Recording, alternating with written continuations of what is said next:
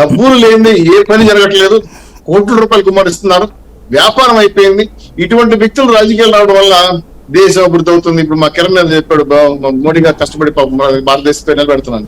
ఆయన ఒక కష్టపడితే ఏం చేసి వచ్చేసారు? మోడీ గారు కష్టపడితే భారతదేశం పేరు రాదు. ఇట్లాంటి కార్పొరేట్ సంస్థలంతా వచ్చేస్తే, వ్యాపారం మొదలు పెట్టేస్తే, ఈ మోడీ గారు ఎంత కష్టపడి అవస్థపడి ఏ నిర్ణయాలు తీసినా కూడా పక్కెళ్ళిపోతున్నాయి కదా. సో నాకు తెలిసి రాజకీయాలు ప్రక్షాళన చేయాల్సిన అవసరం ఉంది. మామూలు ప్రక్షాళన కదా సార్, చాలా పెద్ద ఎత్తున ప్రక్షాళన జరగాలి. ఎందుకంటే గతంలో మన బీజేపీ మిత్రులకి ఎమ్మెల్సీ ఇస్తామని లాస్ట్ పొత్తు ధర్మంలో పోయాయి, ఇంకా చాలా మందికి ఎవరు ఇస్తామని పోయాయి. అంతా కాలగమనంలో మా జిల్లాలో ఒక మాట అంటాం సార్, ఒట్టిగానే ఉంటది అనేస్తున్నాను. రాజకీయ నాయకుల మాటలు కోయంబత్తూరు నోట్లో నమ్మకూడదని నాను. అట్లాంటి మాటకి ఈరోజు అర్థాలు నిజమని తెలిపోతాం. ఒకటి చెప్పుకునేవాళ్ళు విధంగా నాయకులు, రాజకీయ నాయకుల మాటలు కోయంబత్తూరు నమ్మకూడదు.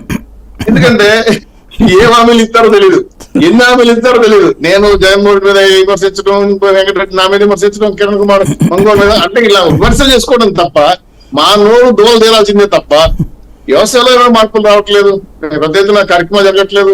ఇప్పుడు నాకు తెలిసి నేను మన ప్యానల్లో మిత్రుడు పేరు చెప్పడం నాకు ఇష్టం లేదు. అన్ని పోగొట్టుకుని కష్టపడ్డాడు, ఏమి ఇచ్చారు ఆయనకి? ఏమి ఇలా. ఈరోజు తెలుగుదేశం పార్టీ మేము కూడా ఉన్నాం, ఎన్నో 3 దశాబ్దాలు పని చేస్తున్నాం. ఏం చేయవు, నీ జాతి మా జాతి కాబట్టి నీ జాతికి ఏం రాదని చెప్తావు.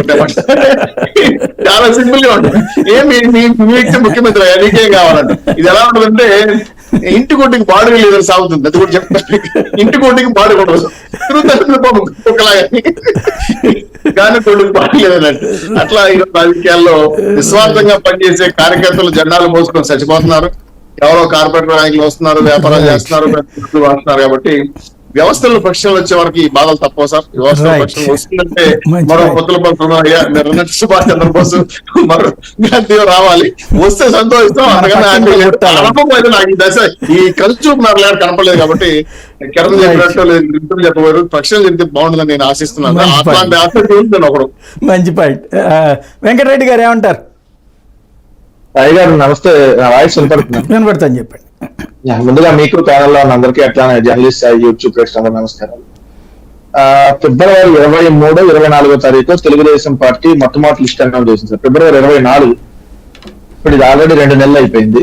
అనపర్తి కూడా మొట్టమొదటి లిస్ట్ లోనే తెలుగుదేశం అభ్యర్థిగా అతను అనౌన్స్ చేయండి. ఫస్ట్ లిస్ట్ లోనే ఎవరైతే నల్లిమిల్లి రామకృష్ణారెడ్డి తెలుగుదేశం అభ్యర్థిగా ఇన్ఛార్జ్ గా డైరెక్ట్ గా అభ్యర్థులుగానే అనౌన్స్ చేయడం జరిగింది. 2 నెలల తర్వాత వాళ్ళు బీఫామ్లు ఇచ్చారు. అనపర్తి బీఫాము ఎవరైతే తెలుగుదేశానికి నల్లిమిల్లి రామకృష్ణారెడ్డికి ఇవ్వాల, అట్లానే బీజేపీ ఫస్ట్ లిస్ట్ లోనే ఏదైతే అసెంబ్లీ సీట్లకు సంబంధించి అనౌన్స్ చేసిన దాంట్లో బీజేపీ